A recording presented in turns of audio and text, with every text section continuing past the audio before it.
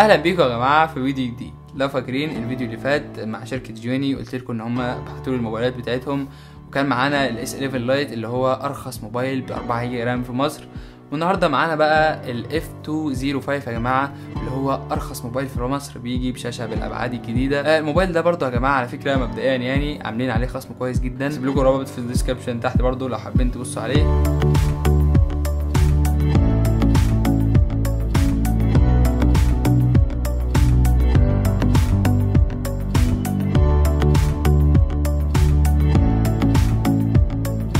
الموبايل ده طبعا من الفئة الاقتصادية جدا، اللي هو انت جايب موبايل علشان تستخدمه كفاهم يقضي الغرض، اداء يمشي الحال، الكاميرات شغالة، الشاشة تأدي تشوف عليها فيديوهات وحاجات من دي، ما يبقاش فيه مشاكل يعني. فالموبايل هنا بيجي بتصميم بلاستيكي كالعادة في الفئة السعرية بتاعته، وبيجي مع اطار لافف كده حوالين الكاميرا مشابه جدا للي موجود في الواي 5 في 2018 وكده. ماسكه التصميم بتفكرني بالاوبو اف 5 جدا، الملمس البولي كربونيت ده.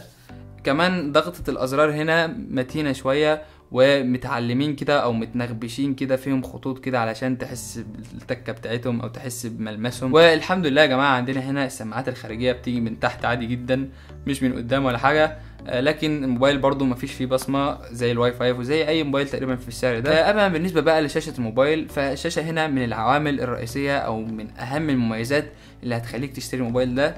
الشاشه هنا بتيجي بالابعاد الجديده اللي هي 18:9، وبتيجي بحجم 5.4 انش تقريبا، وبتيجي بدقه HD+. الشاشه بصراحه كويسه جدا بالنسبه للفئه السعريه بتاعتها، ما عنديش معاها اي مشاكل.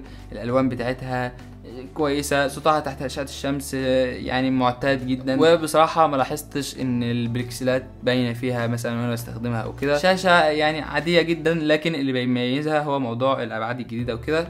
كمان موجود عليها طبقه حمايه هنا من نوع جوريلا جلاس 3، ودي برضو من الحاجات المميزه جدا بالنسبه للفئه السعريه بتاعتها. وبرضو بتيجي من نوع 2.5D جلاس، اللي هي الشاشه بتبقى منحنيه شويه كده من على الاطراف بتاعتها. ونيجي بقى لاداء الموبايل هنا بيجي مع 2 جيجا رام و16 جيجا ذاكره داخليه، ومعالج من ميديا تك، وعليه اندرويد 7.1.1 واخر واجهه من شركه جيوني. اداء الموبايل زي ما قلت لكم في الاول هو يعني معمول للناس اللي بتستخدم الموبايل استخدام من متوسط لمنخفض، يعني بتفتح الفيسبوك وكده، انستجرام من وقت للتاني وتقفلهم، بتفتح العاب خفيفه مش العاب جرافيك بتاعها عالي او كده.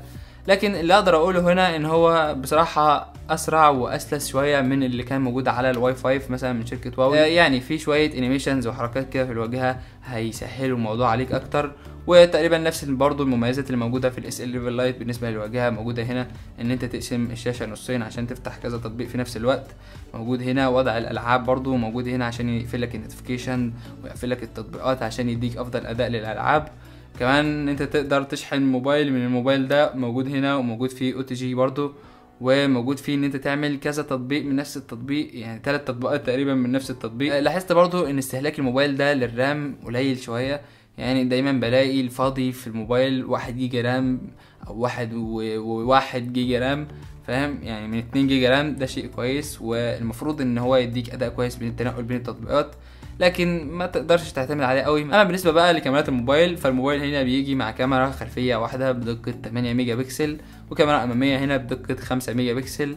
واداء الكاميرات برضو اقدر اقول ان هو يمشي الحال خالص، اللي هو تقدر تاخد بيه صوره كده يعني للذكرى، صوره ترفعها على الانستجرام، بس هتضطر ان انت تحط لها فلتر مثلا او تعدل في الالوان.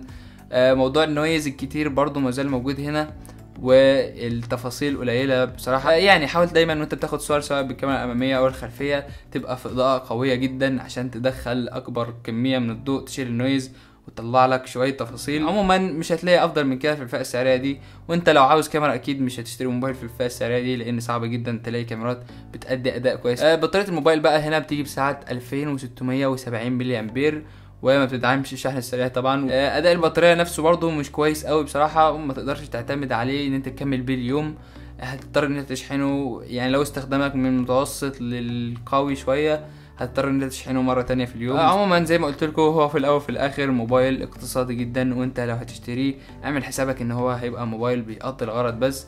لكن هنا في اضافه لذيذه اللي هي الشاشه اللي بالابعاد الجديده، مش هتلاقيها على اي موبايل نهائيا في سعر 1350 جنيه ده خالص. اقرب موبايل لي اللي هو الواي 5 2018 اللي هو سعره تقريبا 2000 جنيه. وبس كده، دي كانت كل حاجه بالنسبه للاف 205 من شركه جيوني.